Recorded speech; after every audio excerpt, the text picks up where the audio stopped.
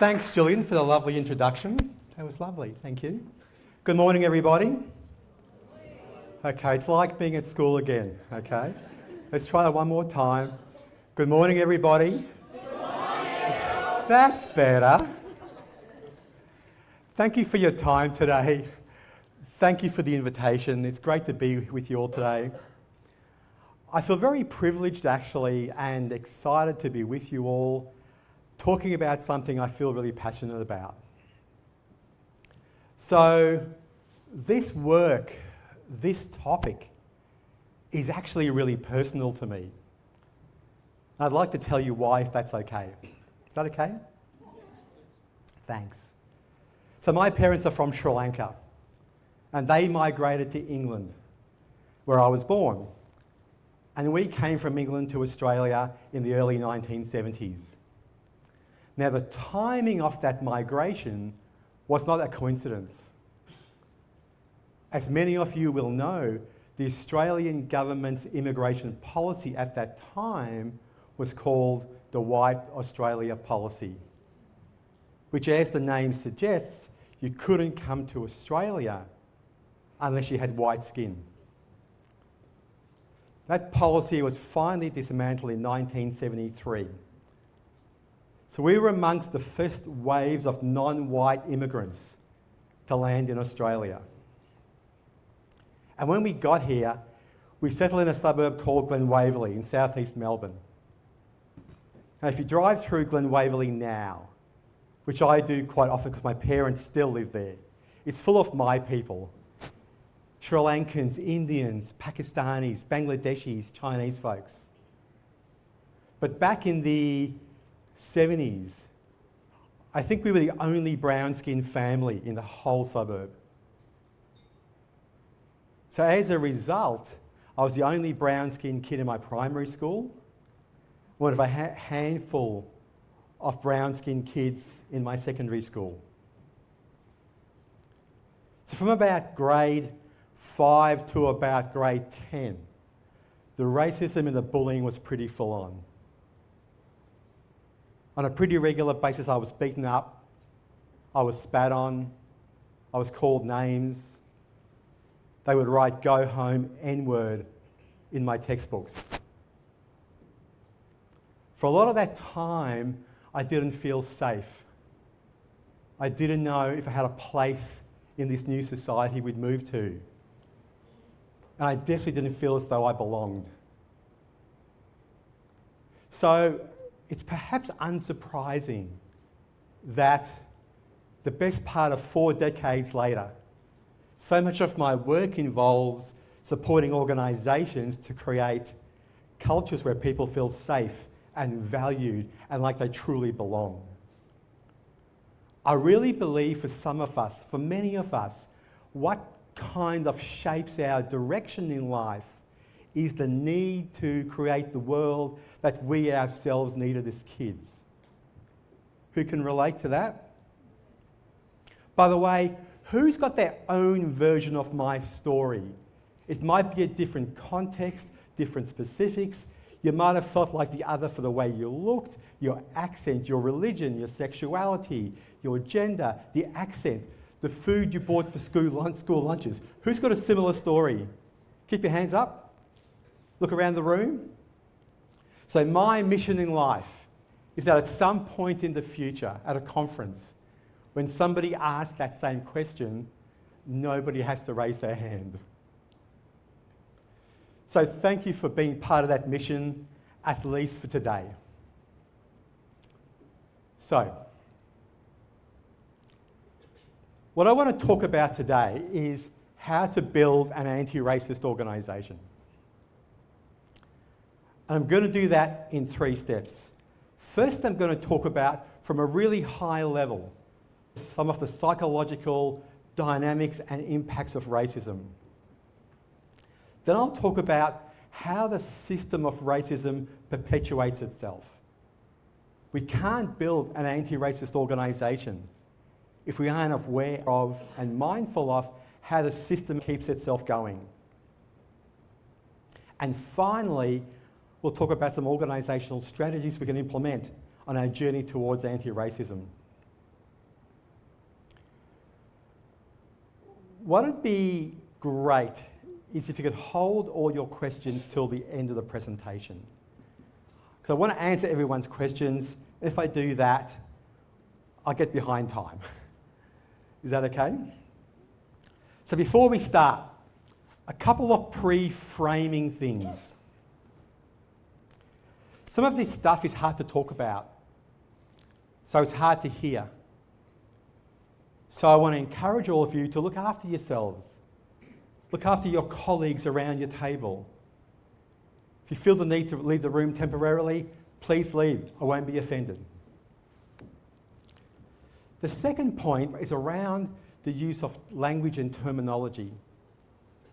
I work in this field and I am still confused.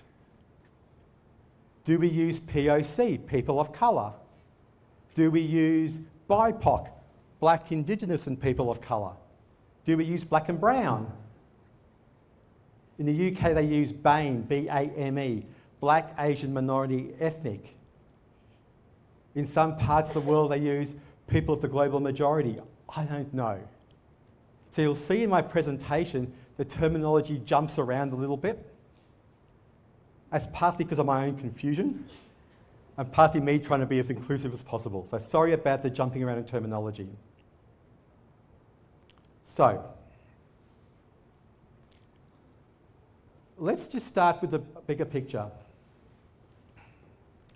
While the focus today is on racism, I really want to stress that shouldn't be a distraction or a deflection from us working on and resolving other systems of oppression, such as sexism, homophobia, transphobia, anti-Semitism, Islamophobia, ableism, classism, just to name a few. I fully agree with Errol Amerasekera, who said, until we are all free, we are none of us free. So, a journey towards anti-racism is definitely what we would call a DEI initiative. Would you all agree with that? DEI stands for diversity, equity and inclusion. And as many of you know, in recent times, there's been a big push away from DEI. Companies like Walmart, Apple, Amazon have all reduced their funding for DEI programs. Now, part of that is political, which I won't talk about now. I'll be here all day. But part of it is, I think, us in the DEI space haven't always done ourselves favours. Too often, we've spoken about DEI as something that's politically correct. It's a nice to have. It's a feel-good initiative. What we've done less well is to explicitly link DEI to core business. It's seen as separate to core business. Now, this places leaders in a no-win situation. If leaders don't do DEI stuff, they're seen as not being progressive, not being politically correct enough. If they do DEI stuff, every dollar, every minute they invest in DEI takes resources, energy, focus away from core business. And that's not their job. So as DEI practitioners on some level, the challenge is, how do we do DEI? How do we think about DEI? How do we think about anti-racism, multiculturalism, inclusivity in a way which directly, explicitly, clearly drives core business? Then it becomes a business case as opposed to a feel-good, politically correct, tokenistic manoeuvre. Does that make sense? So in the last part of today, I'll talk more about how DEI initiatives and anti-racism actually drives core business. So how do we combine DEI with core business? So, some big picture concepts. If we're going to talk about anti-racist organisation, let's talk about what it is. Is that okay? So an anti-racist organisation is one that through its culture, its systems and policies and processes, works to actively dismantle racism and therefore create racial equity in the workforce. What that means in practical terms is that any team member, irrespective of their race, has roughly the same opportunity to thrive, to succeed, to get promoted. And a quick measure of this is, does the demographics of the frontline workforce, are those demographics reflected in senior management teams and boards? Often we find, in terms of people of colour, CALD people, there's greater numbers of them in the frontline workforce, and as we go up the organisational chart, less and less numbers. And the second metric is, even if they get to those management positions and board positions, do they feel safe and included? Or are they the token person of colour who's carrying the entire burden of diversity for every diverse person in the organisation? So as we move towards an anti-racist organisation, those two things will change. So these terms, structural racism and systemic racism, they're often used interchangeably, yeah? Yes? Who's confused by that? Me? Yes. Here's the way I think about those two terms. Systemic racism is the system of racism. And I think of it literally as a system. Those of you who know a bit about systems theory will know that the human body is a system.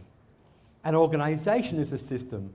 A pond in the middle of a forest is a system. An ecosystem, more specifically. And one of the main functions of a system is to keep itself going, to perpetuate itself. So the body, we take on nutrition and air and water to keep ourselves going. In that pond, there's sunlight for photosynthesis and fresh water to keep things going. Systemic racism keeps itself going through structural racism. The analogy I like to use is that if systemic racism was like the organised crime family, structural racism is the hit person, the enforcer, where the hit person or the enforcer, their job is to uphold the principles, the unwritten code of the organised crime family. Yes? So structural racism, what it does is, it makes us all behave in a certain way that upholds, reinforces the principles of systemic racism. So, what's structural racism? It's how it's embedded throughout society and throughout institutions, such as education, media, and the law, and then normalised, attitudes, policies, systems, and practices. The key word there is normalised. It's accepted. It becomes the cultural norm. And the racism is determined by who is advantaged and who is disadvantaged by these elements. If we look in most developed countries across a range of metrics, for example, longevity, median income, median wealth, rates of home ownership, rates of mental health, rates of education, rates of incarceration, those metrics are almost always skewed in favour of white folks and skewed against people of colour. That's how racism gets operationalised, through inequity. Yes, there's the bullying, the name calling, the vilification. That's all important. But for me, ultimately, it's how it creates inequity in society, a difference in measurable outcomes. So when people say there's no racism in Australia, they forget the fact that Indigenous kids have 5 times the suicide rate than non-Indigenous kids. They ignore the fact that people from non-English speaking backgrounds have more unemployment than folks from English speaking backgrounds. That's all inequity of outcomes. That's how racism gets operationalised. So, a couple of impacts of racism. The first one is internalised oppression. Internalised oppression is when the way our external oppressor or the oppressive system views, values and treats us becomes the way we view, value and treat ourselves. Howard Thurman said, if we are despised long enough, we eventually despise ourselves. In my opinion, this is the most insidious, the most damaging dynamic of racism. When racism is mostly external, and it's never just external, but when it's external, the bullying, the name-calling, hopefully, we have some place of sanctuary and safety in a home, in a family, in a relationship, in a community.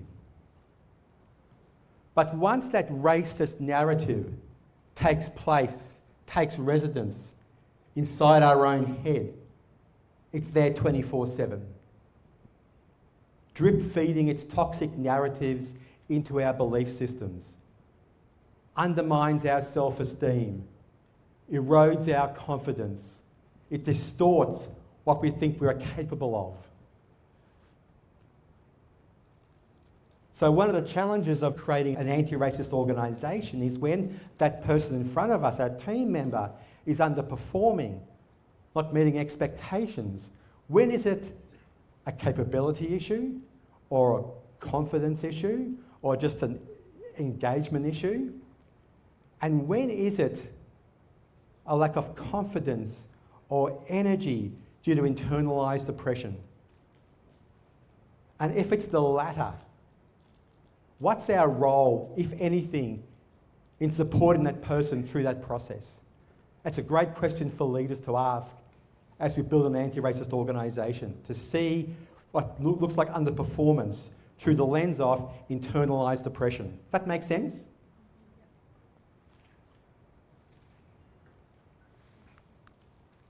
Now, in contrast, we have internalised dominance.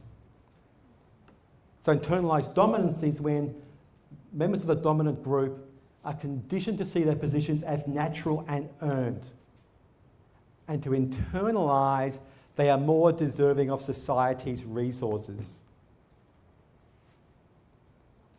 They are affirmed, made visible, and represented in diverse and positive ways.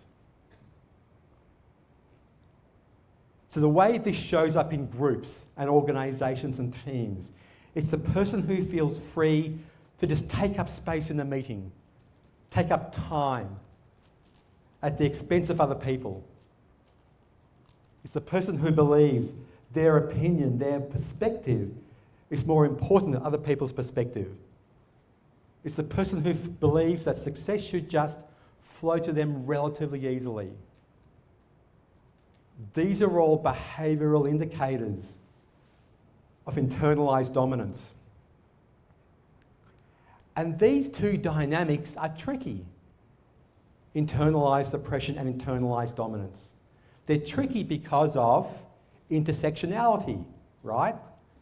So as a person of colour, I have to grapple with internalised oppression.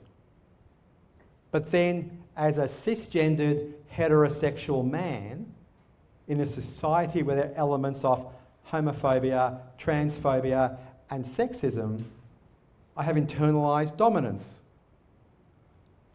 So we all have these tension points inside of us across our intersectional relationships. So this is why this work is challenging, because so much of it is about our internal work. So this work, I believe, of building an anti-racist organisation needs to happen in 3 dimensions simultaneously. The first dimension at a system or a cultural level. How do we create anti-racist systems and cultures, inclusive systems and cultures? The second dimension is interpersonal, between people. How are we conscious of unconscious bias, of microaggressions, of how we stereotype people, of the impact of our actions on other people? And the third dimension is the internal or intrapersonal, intrapsychic level. How do we grapple with our own internalized oppression and increase our awareness of where we have internalized dominance or privilege? Because I believe every time we work to liberate ourselves from a sense of internalized oppression or domination, we begin to transform the culture we live in. So that's the first section done. Pretty painless so far. How's the pace? How's the timing?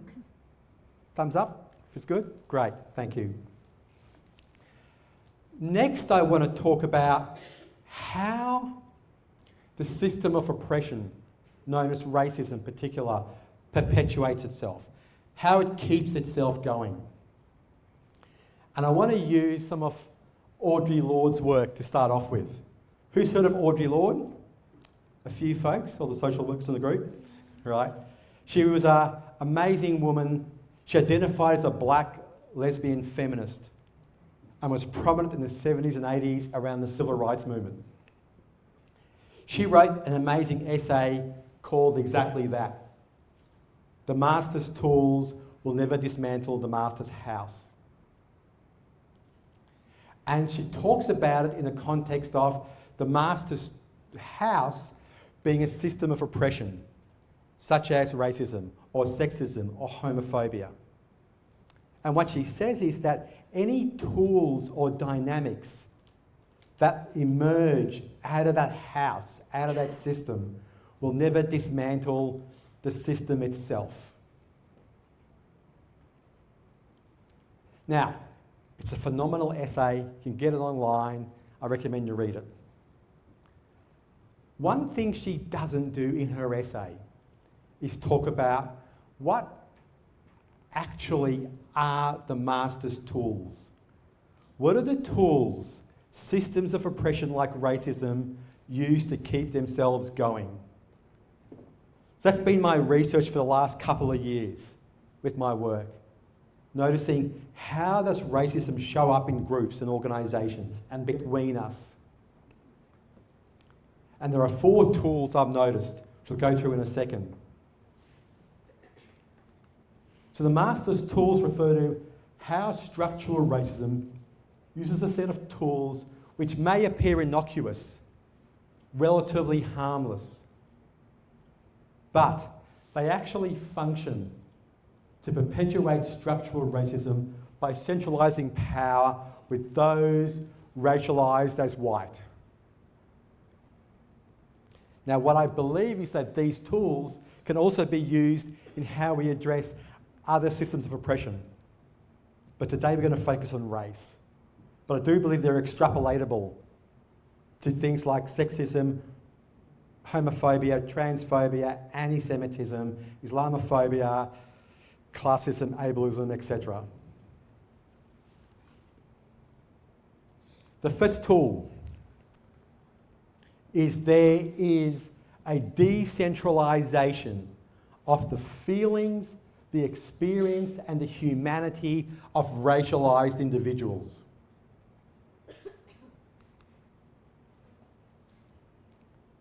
And this goes back to the belief system that racialised people have less value, are less human, and are therefore perceived as the other. If we look through history and in recent times, if we go back to slavery, to apartheid, to colonisation in this country and around the world, to the murder of George Floyd, to the way Adam Goods was treated, the consistent theme is a minimisation, a devaluing of people's humanity, of people's feelings. This is why the Black Lives Matter movement was so powerful. It was a direct rebuttal to that belief system in saying Black lives matter, Black feelings matter, Black experiences matter. It challenged the prevailing narrative that Black lives don't matter, Black feelings don't matter.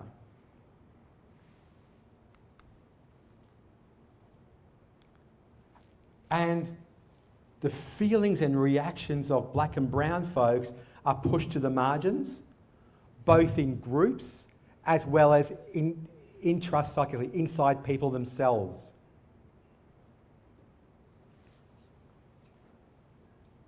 We know this when people of colour talk about really painful experiences in a kind of matter-of-fact way. You all know the experience? Yes? No? Yes? Who can raise their hands? Or when a bit of emotion comes up and they push it down again. Or in groups, when the vulnerability is skipped over, the crack in the voice is missed. A person of colour says something slightly vulnerable and again it's missed. So both in groups, so interpersonal and culturally, and inside of ourselves, we minimise the feelings because of internalised oppression.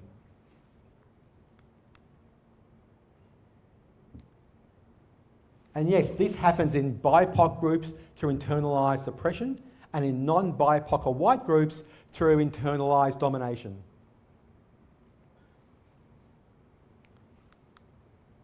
The second tool, the second master's tool, is that racism perpetuates a cultural load where BIPOC people do the work on the behalf of and for the benefit of white people, often without the rewards.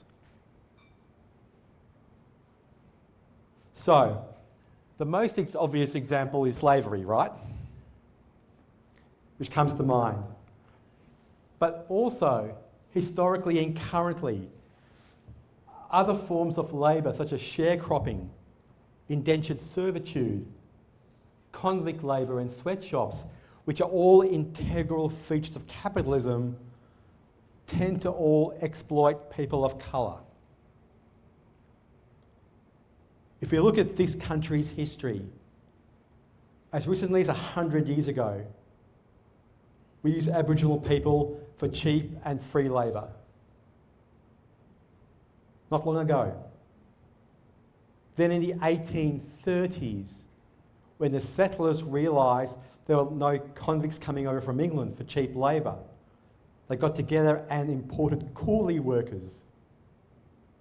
Coolie is a slang term for people from South and East Asia, and brought them over for cheap and free labour. So these dynamics are primarily around what I would call racial capitalism. It's racism that is constructed for the purpose of capitalistic gains. But this cultural load also happens in groups, in teams, in organisations. It happens when there's the expectation that those who are black and brown represent or advocate for their entire ethnic or national groups, particularly at various cultural awareness events or discussions around racism. So we'll ask the Indigenous person, what do Indigenous folks think about the referendum? We'll ask the Sudanese person, what do Sudanese people think about how Aaliyah played on the weekend in the AFL? Like they can speak for their whole race. And in the process, we de-diversify that person and that race. We homogenise an otherwise beautifully diverse group. If I ask the white person, Fred, what do white folks think of elbow? Never happens, right? So noticing how we ask people of colour to speak on the behalf of their entire race creates a huge cultural load on people.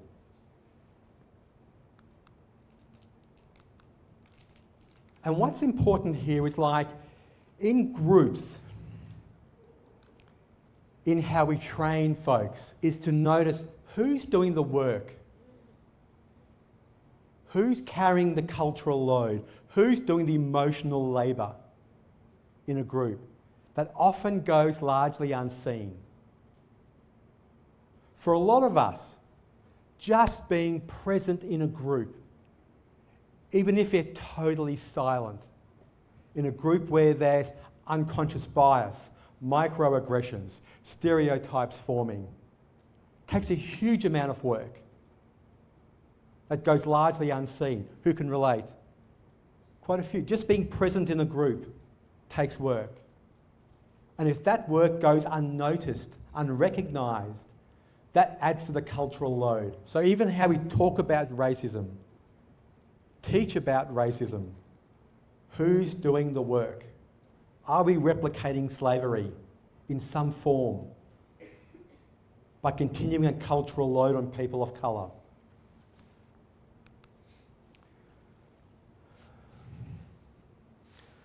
The third master's tool is the use of stereotypes and tropes to pathologise how racialised folks react to racism. So let's just talk about stereotyping. Stereotypes get created because our brains are wired to see patterns and make associations. We see this, therefore this. We touch the hot stove, ow, that hurts, that's a bad thing. Right? We can't help that, that's just how our brains work. And they're formed by the messages that we receive from society, law, education, but especially media. So television, magazines, billboards, advertising, and social media. Again, so far, so good. That's just how our brains work. But here's where it gets interesting, friends. The research shows that while stereotypes, positive and negative, abound for most groups of people, there is a tendency to have more negative stereotypes with groups who have been historically, or as well as currently, disenfranchised. So, a study from the US. They studied how black folks and white folks are represented on the evening news. And they compared them to the actual statistics from the Department of Justice. What they found is that black folks are overrepresented as criminals and white folks are overrepresented as victims. So what's the stereotypes that get formed? Black folks, criminals. White folks, victims. Watch out, the black folks will get you. An example closer to home. Remember that case of the girl who got kidnapped in WA a few years ago? Cleo Smith was her name. Young girl got kidnapped in WA. They found the kidnapper. He happened to be an Indigenous man. And when they arrested him on the news, the newscaster or the reporter said he was arrested wearing a black t-shirt.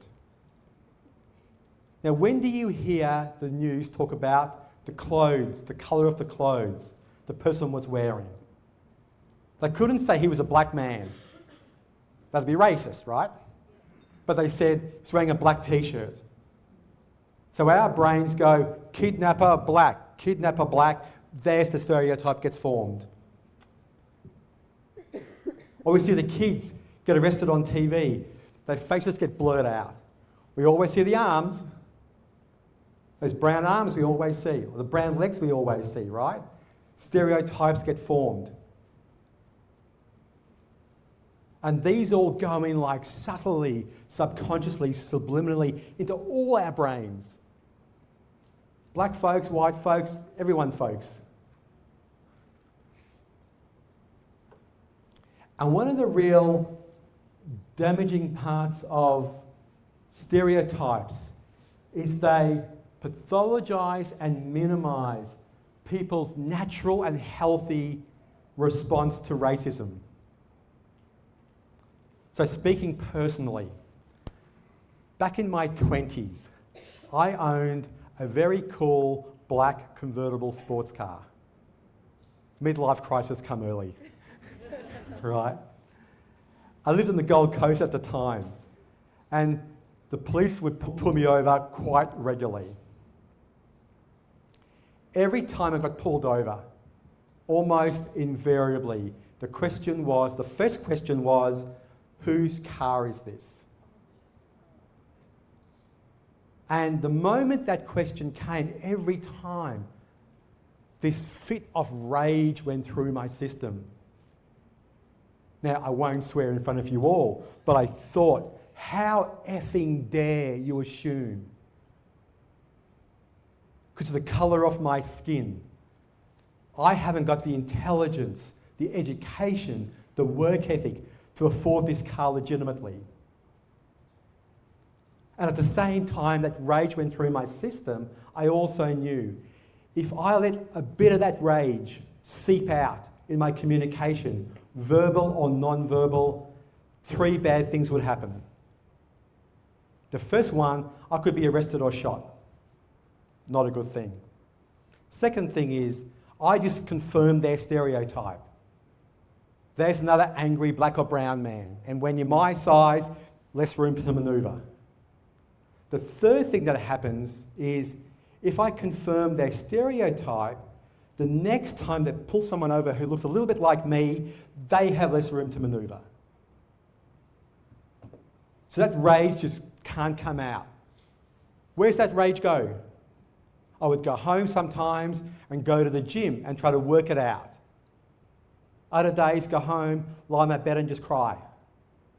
Sense of powerlessness. And if that rage can't get processed, it goes into our systems, where it creates worse outcomes for our health, for our mental health.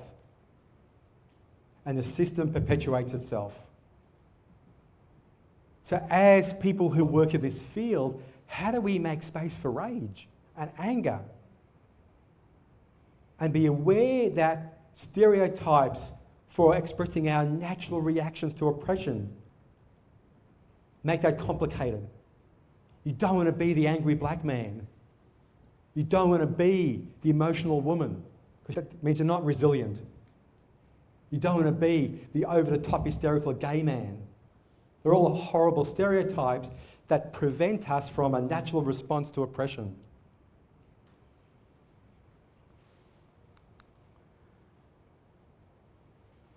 This also shows up, stereotypes, through unacknowledged privilege. So unacknowledged privilege perpetuates stereotypes because of the assumption that everyone should be able to achieve certain levels of, inverted commas, success. And if racialised folks can't achieve these levels, it's because of a deficit in capability, intelligence, work ethic, education, etc., all of which have stereotypes attached to them. So in my book, I talk about privilege quite a bit, as you probably can expect. And I explain it this way. When you have privilege, it's like you're swimming with the current. And when you haven't got privilege, it's like the current's against you. So person A, person B, swimming in a river. Person A has privilege, the current's with them. Person B hasn't got privilege, the current's kind of against them. They swim for 3 minutes. Unsurprisingly, person A is 50 metres ahead. Both people, roughly equal swimming ability. Both people, roughly equal work ethic. But after 3 minutes, person A is way ahead. They look back and go, what's wrong with you? Aren't you working very hard? You can't be as smart as me. Maybe you aren't educated as much as me. See the stereotypes? Yes? when people don't acknowledge their privilege, they believe all their success is as a result of themselves. And therefore, people who haven't got privilege, their lack of results must also be themselves, as opposed to the system we're in, the river, the ocean, the system we're all swimming in, all of us. So acknowledging privilege as white folks, as men, as straight folks, as cis folks, is a huge reliever of stereotypes. Because we're saying part of my success is because I'm a man, and because I'm cis, and because I'm hetero, and have a good education. None of which I've really worked for.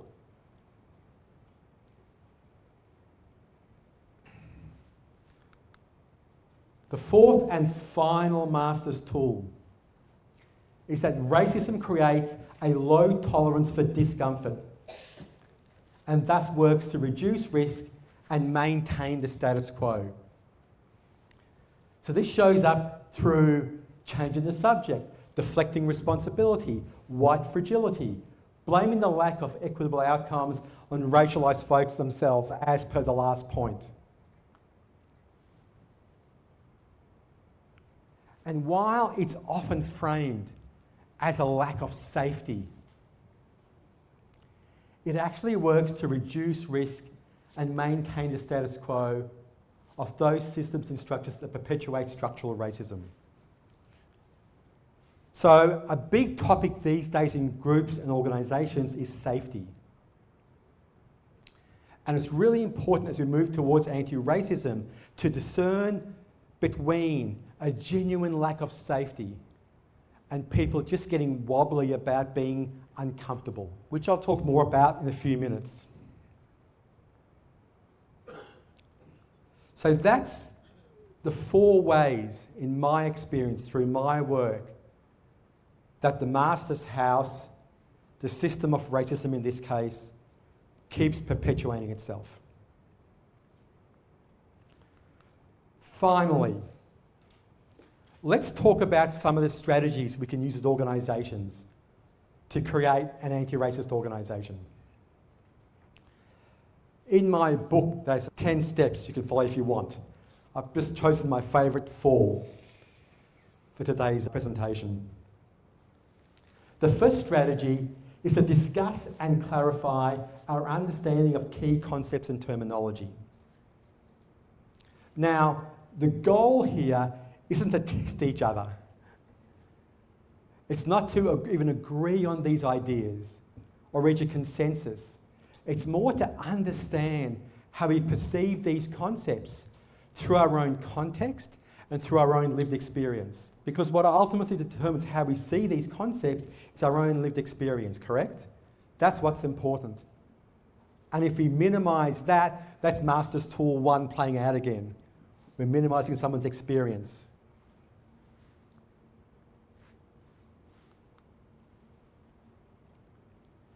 And then what's important from an organisational context is to see, based on someone's role, what's your role in creating a culture that's anti-racist, that's more inclusive? Because what we tend to do often, we tend to decouple culture from leadership. Here's what I mean by that. If you ask most leaders, how important in your role is upholding a good culture? Most people will say yes. But then I ask them, what do you actually do to create the culture you want? Nobody can answer me. Too many emails, too many meetings, etc., strategy days, days with Errol days, right? But what are we doing as leaders to create the culture we want? When I say leaders, I mean in a more broad sense. Yes, formal leaders, but also informal leaders. In this work, everyone's a leader. Has to be for this to work. A lot of my work these days is working with organisations and teams to create the culture they want. That could be an anti-racist culture. It could be a more inclusive culture. It could be a more high-performance culture in a football team, for example. And I've learned two things are really important in creating the culture we want. The first one is that everybody believes the cultural buck stops at them. Everybody takes responsibility for creating the culture we desire. Nobody's off the hook. The moment we say, that's the leader's problem, that's a challenge for the management, that's HR department's thing to work out, we've lost the battle against racism and discrimination. The second thing, and here's what I really love, with really successful cultural teams and organisations, they're very clear. Every person has a technical role and a cultural role. So your technical role is basically your job description, what you're paid to do, your position description. But you also have a cultural role to play. What's your role in upholding, modelling, creating our desired culture? So Michael might be the HR manager. So his technical role is to recruit people, do the contracting, make sure the business has good HR process. His cultural role could be, hey, those two people who have just started, make them feel welcome. Take them out for a coffee. Make sure they feel included. And when it comes to performance reviews and feedback and development sessions, both roles are assessed and evaluated and supported. How are you going with your technical role and how are you going with your cultural role? And valuing both equally. Does that make sense? The only way to create great cultures, inclusive cultures, is when everybody has a role to play in modelling, upholding, defending the culture you really want. The second strategy is to foster psychological safety. It's become a bit of a buzzword lately, psychological safety. The term was coined by Amy Edmondson, a Harvard Business School professor, and she defined psychological safety as the shared belief that the environment is conducive to taking personal risks. My definition is having a culture where people feel they can ask questions, raise concerns, even admit to mistakes without fear of being shamed, ridiculed, or belittled. It means we can come to work every day and be our whole selves without the need to compartmentalise or excessively censor aspects of our personality, our thinking, or our culture. A little asterisk when I say whole selves, I mean whole selves in a context-appropriate way. So if on the weekend you like dressing up as Star Wars figures, that's great, but don't come to work as Darth Vader. Depending where you work, maybe, right? But bring your whole selves to work in a context-appropriate way. There are three big misconceptions with psychological safety. The first misconception is that it's binary. Either we have it or we don't, where in fact it exists along a continuum. At one extreme, on the left-hand side, is 100% fear-based culture. At the other extreme, 100% psychologically safe culture. Now, as you can imagine, most organisations sit somewhere in the middle, where there's a degree of psychological safety, but it's not absolute. The second misconception is that psychological safety is stable and fixed. It doesn't move very much. Whereas in fact, it's very fluid and changeable. It changes day to day, hour to hour, even minute to minute. We've all sat through a meeting where at some point in time, the vibe shifted, right? Got more safe or less safe. And we feel it, we notice that. It goes down and it goes up, it goes down and it goes up.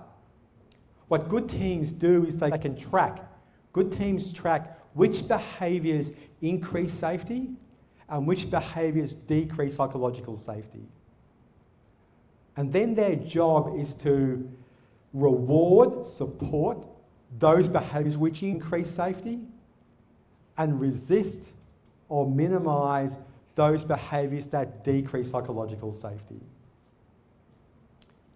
The third misconception about psychological safety is that it's the same as comfort. Now, they're actually very, very different.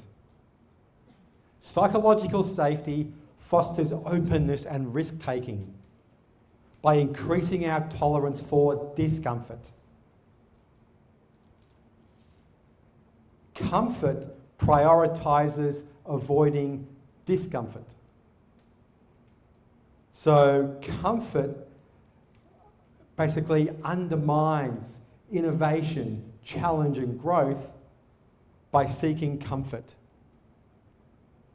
So a key skill for all of us, leaders, formal and informal, is being able to discern a genuine need for more safety from people just being uncomfortable because the topic is uncomfortable as it should be. Because I work in sport a lot, the metaphor I like to use is that if I'm in the gym and every time it's uncomfortable, I stop my workout, nothing changes. If I go for a run, get tired, I stop and go home, nothing changes. We have to push ourselves a couple more reps, a couple more kilometres of being uncomfortable for anything to change, correct?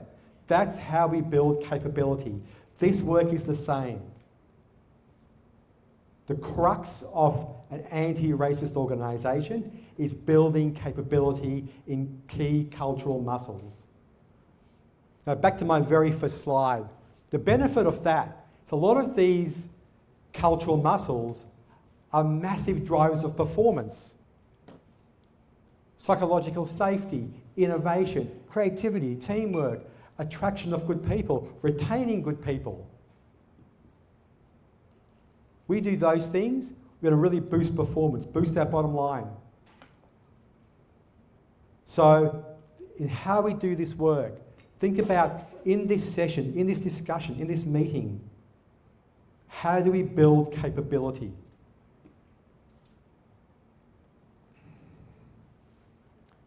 And for that to happen, you have to be uncomfortable. The third strategy is to conduct a cultural inventory. By that I mean, conduct an inventory that evaluates the presence of the master's tools. How are the master's tools or other parts of racism showing up in our organisation? And do the inventory on those three dimensions. How are they showing up in the system and the culture? How are they showing up interpersonally between people? And how are they showing up intrapersonally, intrapsychically, inside people through internalized oppression and internalized domination? And what's important here is to see any defensiveness shutting down, taking things personally, as the need for more psychological safety. When we don't feel safe, we feel attacked more easily. When we feel attacked, all of us, our natural reaction is fight or flight. Get defensive, shut down, argue back. They're all signs of a lack of psychological safety. And finally, the last strategy is cultivate a culture of constructive feedback. I believe constructive feedback is the single most effective tool for aligning people to cultural, behavioural and performance expectations. Nothing is more powerful, more potent than constructive feedback, but most of us don't do it. Call it coaching, call it constructive feedback. It is the single most effective tool to change cultures, increase performance, align people to your objectives in the organisation.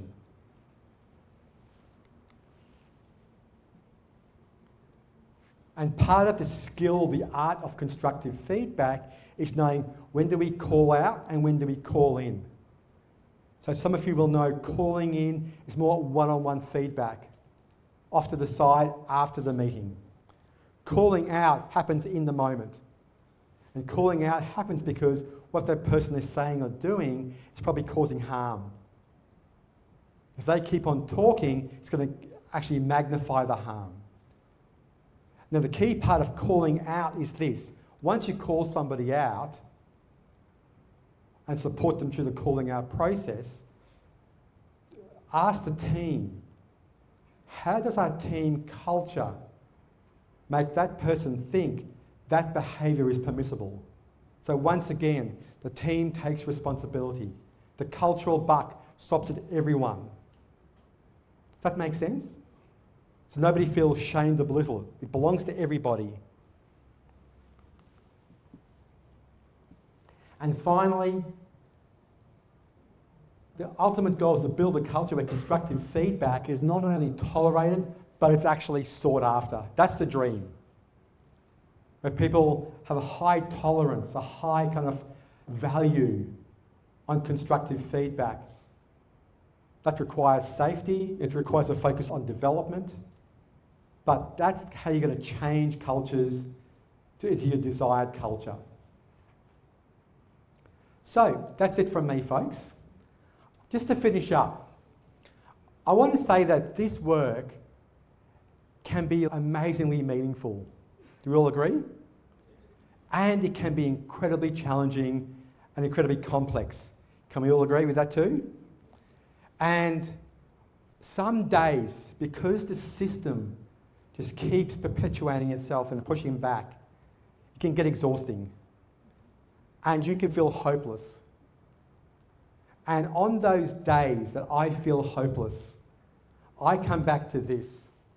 It's a quote from the Talmud, the Jewish scripture, that says, "Whoever saves one life saves the entire world." Thank you for your time today.